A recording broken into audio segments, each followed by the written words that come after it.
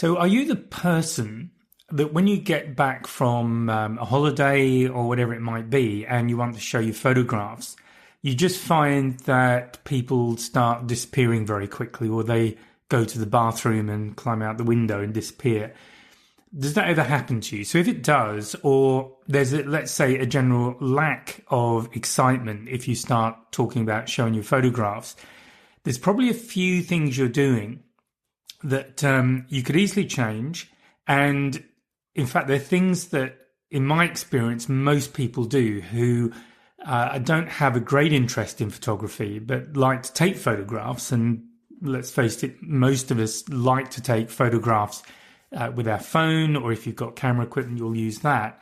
But unfortunately, I would also say probably the majority of people don't really know what they're doing. So they'll kind of snap away and they all look the same. The images look the same.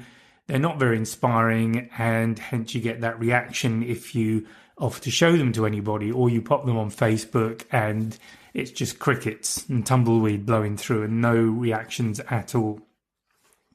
So I picked on half a dozen things you might want to think about that can make a big difference, and they may well be what you're doing wrong. So let's dive in. So the first one is having a subject. Now, I've seen a couple of things happen here. The first thing is that there's no subject at all, or I'm looking at a photograph and I really don't know what I'm supposed to be looking at. So that's what I mean by a subject, that when you show the photograph to somebody, they should know what they're supposed to be looking at in that photograph. Ideally, you're telling some sort of a story, hence the visual storyteller that I talk about a lot. But if you're looking at a photograph and you're just asking the question, what am I supposed to be looking at here? That to me says that the photographer in that instance has not made either a good choice on how they've put that photograph together, or they're not even really clear themselves about why they're taking it. They're just maybe taking it for the sake of taking it. So that's the first thing. Make sure that you have a subject. And the second thing about a subject, if you're going to get a good reaction to your photograph, your subject has to relate to the person who's looking at it. So I'm going to come back to that as well in a slightly different way. But if people aren't particularly interested in what you've taken a photograph of, so let's say that you've taken a photograph of a train and the person that's showing it to is really not interested at all, they're not going to be terribly inspired. So they're going to quickly flick past if you leave them to control the speed at which they're looking at the photographs. They're going to quickly go through. And if you tend to keep showing them trains and they don't want to know about trains, they're the kind of people who, if they can get out of the window, they probably will. So think subject, think about, do you have a subject? Is it clear what that subject is? And is the subject likely to be of interest to the, let's call them the audience that you're sharing that photograph with? So that's the first thing to start with. The second thing is composition. So that kind of relates to the subject. So once you have a subject, how do you then present that to your audience? So if it's a photograph of a person, what I see most people do who, I'm going to say, don't have an interest in photography, and what I mean by that is they don't have sufficient interest to start being slightly critical about what they're doing and look at ways to improve it. So if you're listening to this, that won't be you, but you may have previously been in that category, because the fact that you're listening to this is telling me that you do want to make some improvements to your work at least. Start shooting photographs that are more interesting, if only to yourself. So composition is really important. I could talk about composition a lot. In the photography courses I give, and in fact the webinars that I've given in the past, quite a few sections of the photography course are about composition, and I've given webinars on composition. And there's certainly a lot of information around on the web. If you're not interested in buying a course, then do have a look around. But composition is essentially, let's call it the discipline of, first of all, finding your subject, so dealing with the first issue I've already raised, and then presenting it in such a way that you engage the person looking at the photograph. So you might use leading lines, for example, to take them on a journey through the picture towards your subject. Now, that can sound a little bit grand, maybe a bit complicated. It really doesn't have to be. But slapping your subject right in the middle of the frame with a very boring background or in a very boring situation where all you do as a viewer is you look straight at the subject, done, move on, that is not what I would call good composition. You really want to have the person look at the image for a little while. And one of the best definitions I heard of a good photograph, and this relates to composition, is the longer they look at it, the better it is. And the reason that you make them look at it is not searching for a subject. It's actually drawing them into the photograph so that the longer they look at it, the more they see in that image and the more it relates to them and it tells more of a story. It's coming back to that idea. The third thing, and I've already touched on this, is that the photograph really doesn't connect with the viewer at all. Now, it may be because there's no interest, but really what you want ideally in a photograph is some level of emotional connection. So telling that story, it might be it's a photograph of a person, they're happy, they're sad, they're thoughtful.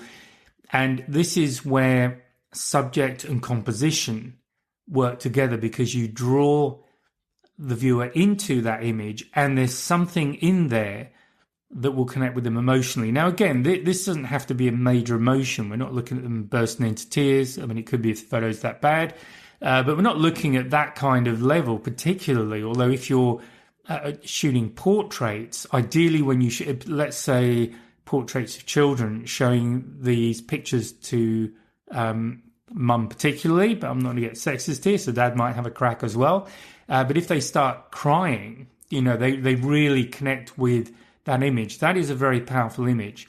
And if you think about photographs that you like that are of people, it could also be animals, it could be any situation. But if you think about photographs that are favorites of yours, think about the points I'm raising here and how many of those boxes are getting ticked or were ticked by that photographer when they took that photograph. Because all of these give you little clues and little hints about what you can do with your own photography to start getting that kind of reaction to them from other people. So that was the third thing, connection, emotional connection with your subject. The fourth thing is lighting, and that's technical, I guess, because you need to have the correct exposure on your subject. So photography is all about light. If you think about it, what we're doing is we're capturing light and we're capturing the light on a particular subject in a particular context, in a particular environment. And the technical side, the thing that I think is the first thing to get right, technically there are a few, I mean, you want to get it in focus. That's probably the first thing actually thinking about it. But definitely the second thing is to make sure your exposure is correct. And the thing you set the exposure to is your subject, whatever that is. And I would say that if it's a person diving in a little bit deeper, you probably want to get the exposure correct on one of their eyes. So normally you would focus on one of their eyes. Probably doesn't matter in most situations which one it is, but depending on how your subject is lit, you definitely want to focus on the eye that has the best lighting on it. And getting that exposure correct does a couple of things. The key thing it does is it tends to draw the viewer to your subject's eye, and our eyes are where we tend to make the strongest emotional connection. So again, when we look at a portrait, we tend to look at the subject's eyes because when we're looking at another person, we look at their eyes, the eyes are the window to the soul kind of thing. We don't get terribly excited usually. Not going to say always, but their nose or lips or ears, whatever we're focused on. But definitely the eyes are what you want to think about. So you need to get the exposure correct on the eye, even if the exposure is a little bit off on other parts of, let's say, their face or their body, because those aspects you can correct in post-processing to some degree or another.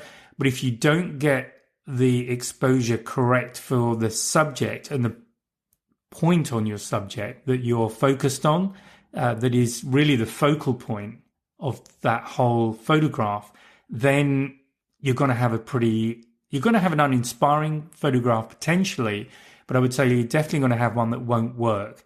So getting your lighting right on your subject is definitely the fourth thing to think about. The fifth thing I've already touched on, and that's post-processing. And some people sort of go crazy in the post-processing, and you end up with a photograph that just looks totally fake. Someone looking at it can't really relate to it. And here I'm talking about, you might oversaturate the image. You might even drop other elements in, with software that we have today, and with AI as well, frankly. AI photographs I generally dislike because they don't look real. It's for that reason. So I don't relate to them because it all looks very fake. But even with things like Photoshop and other editing packages, you can drop in other elements. So you can add in, cartoony things or fantasy things, or whatever.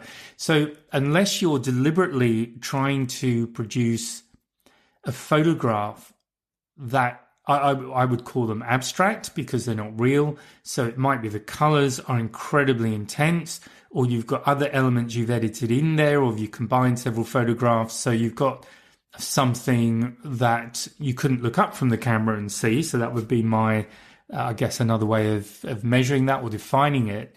Then you have a photograph that people aren't going to relate to, or you have a photograph that is only relevant to a certain audience. So that is something to think about. I haven't pulled it out as a specific thing to improve your photograph or why people don't like your photograph. But if you are showing that photograph to the wrong people, then obviously they're not going to relate to it. So I've used the example of photographs of a train. Not that I take many photos of trains, but and I probably wouldn't. I don't know. I kind of get interested in all sorts of things. But there you go. Do have a thought about who is going to be looking at that photograph. Now, the final thing. So I guess reason number 6 is that people might not like your photograph. First of all, and again, this one splits down a little bit. So first of all, because photography is very subjective. So you can take a photograph that is technically correct, but is absolutely totally boring to look at. Or you can take a photograph that has lots of technical problems in it, but is absolutely amazing and inspiring. And this is down to some of the things I've already spoken about, but you can't get away from the fact that photography is subjective. So this again takes you back to who is your audience, depending on where you're sharing your photos. It might be with family and friends. You might be putting photos up on Instagram or Facebook. Definitely with things like Instagram. I mean, Pinterest is another one, but with Instagram, you can put tags on. I think you can with most things now, but you put a tag on, and that's sort of tagging the audience, if you like, people who are following that particular tag. This is the audience you're tagging. So you want to get that correct if you want to get, say, a lot of likes or, nice positive feedback. So if you are new to this idea of tagging your photographs, have a look at some of the tags that you might want to use. So I use wildlife a lot and wildlife photography. If you want to get an idea of what people are looking at though within that tag, just put it up on Instagram, just do a search against that tag, and you will see a lot of images that have been tagged with wildlife photography or wildlife, whatever it is you're searching for. And you can also dive a little bit deeper by looking at those images and looking at the number of likes, if that's what you're going for. So start looking at which photographs under that tag get the most likes, and then that will give you some pretty strong hints about what sort of photographs people like to look at. And again, you can come back to each of these aspects that I've already mentioned. So how they lit, how they composed, what is the subject? Is there an emotional connection with the subject? Do any of these apply? Do all of them apply? So that is a good way of just spending a little bit of time doing a little bit of research. You don't have to spend much time at all, frankly. Half an hour will give you an awful lot of information. And applying that information back to your photography is likely to end up with you getting a lot more likes when it's seen by people within those groups if you tag them, the groups that you've searched on. So that's the first thing about, I guess, people, if you like, that aspect of it. So first of all, it's subjective. Secondly, and it's something that I've spoken to people about, and it's something I do raise fairly regularly when I speak about photography, and that is you will get people who will criticize you and criticize your photography. And they'll do it for all sorts of reasons. And it can be quite upsetting if you've put a photograph up and you're quite pleased with it, and then you get all this negative feedback. So the thing I say to people is, first of all, if you want constructive criticism on your images, go to people whose work you like, whose opinions you value, and specifically ask them if they wouldn't mind giving you just some feedback on the image, what they think about it, or perhaps things that they feel you could improve to make it better. Now, even with that, when you've requested that feedback, I always take it with a little pinch of salt, simply because they are providing their opinion and they are probably talking about your work in terms of how it relates to what they do. And as photographers, it's really good to develop your own style, whatever that might be. So by all means, be inspired by other people, but don't just copy them or do what they tell you to do unless you feel it has value and it allows you to develop your own style. So if it's relevant to your style, then absolutely great, go for it. But if you're getting feedback and you think, well, yeah, that's kind of not what I was going for, or I understand what you're saying, but I don't really like that as a final result, those kind of comments, then the thing to do is just take that on board. But the nice thing about asking for advice is that you don't necessarily have to follow it. And obviously always thank people who give you advice. So that's when you've solicited feedback from somebody.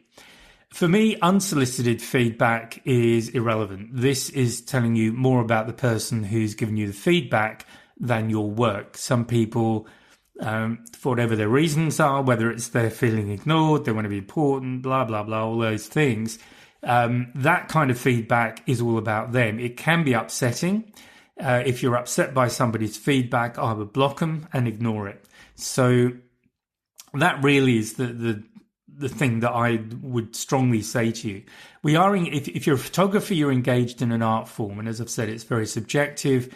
And if you look at Picasso, Constable, photographers, Annie Leibovitch, I'm trying to think of the guy who actually did the black and white landscapes, and his head's gone out, his name's gone right out of my head. Anyway, the point I'm trying to make is that even people who are well respected and are big names in whatever their field is, you will always find people who don't like their work. You'll always find people who are quite happy to jump in and start criticizing them. So don't worry about it. Ignore them. The important thing is, I think ultimately, is that if you get excited by a photograph you've taken, that to me says that photograph is a good photograph. If you're getting excited by it, if it motivates you to try other things, then that's great. The reason I think most people listen to podcasts like this, take courses, go to webinars, all these other things, is that they have a genuine interest in photography. They have a genuine interest in their art. You might not think of it in those terms, but I think it's quite right to say that. And they are always open to ways of improving what they do. Their interest in learning from other people whose work they like, to try and pick up hints, tips, whatever it is, just ideas that they can use to develop their own work. But ultimately, that is to me what's most important, that you produce work that you love, that you get inspired by, and that you're really happy to show people. So think about what I've said in this podcast. That's half of it. The creation part of it, creating your image and what you do with your camera, your composition, your subject, your lighting, all of these things, what you do when you're taking or even before that, imagining the image, but what you do when you take the photograph is important. What you do in post-processing is important because that has a big impact on the final result. You can take a very bland-looking photograph, and with a couple of minutes work in something like Photoshop or Lightroom, you can have something that is absolutely stunning and just grabs the viewer's attention. So this is all about learning how to use those packages and how to get the most impact from your images. So that's the first half of it. The second half, you've got no control over, basically, and that is how other people view your work, whether they like it or don't, and how they respond to it.